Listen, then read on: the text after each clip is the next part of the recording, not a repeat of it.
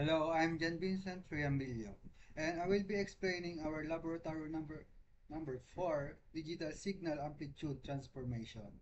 The main goal of this activity is to understand how to modify a digital signal's amplitude through different transformations such as amplification, attenuation, and inversion.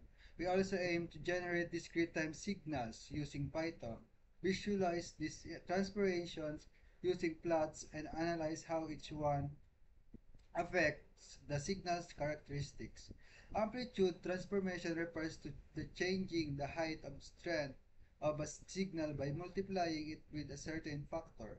When the scaling factor is greater than 1, the signal is amplified.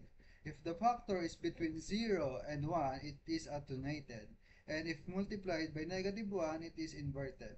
These processes are commonly used in applications such as audio volume control, signal conditioning, and digital communication systems. In this activity, I first generated a discrete time signal using Python. I created a time sample from n equals 0 to 19 and used the sine function sine 0.3 pi n to produce a periodic waveform. I plotted the original signal using matplotlib stem function to visualize it in discrete form. Next, I performed the amplitude transformation.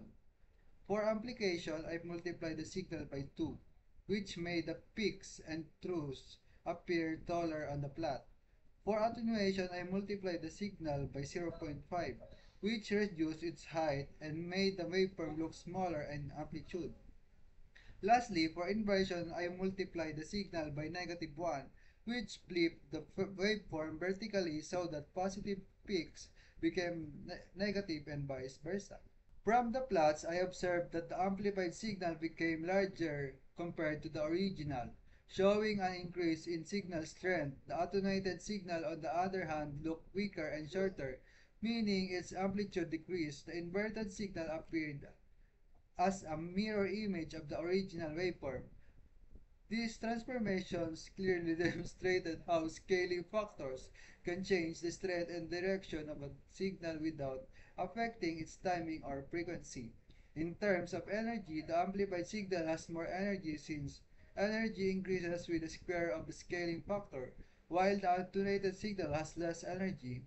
The inverted signal keeps the same energy but it flips its polarity, which can cause phase or cancellation effects in real-world systems like speakers or sensors. In conclusion, this laboratory activity helped me understand how amplitude transformation affect digital signals using Python.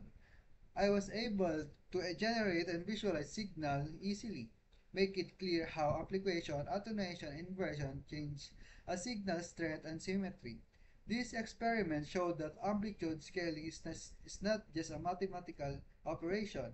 It has real-world importance in controlling volume, signal power, and polarity in many electronic and communication systems.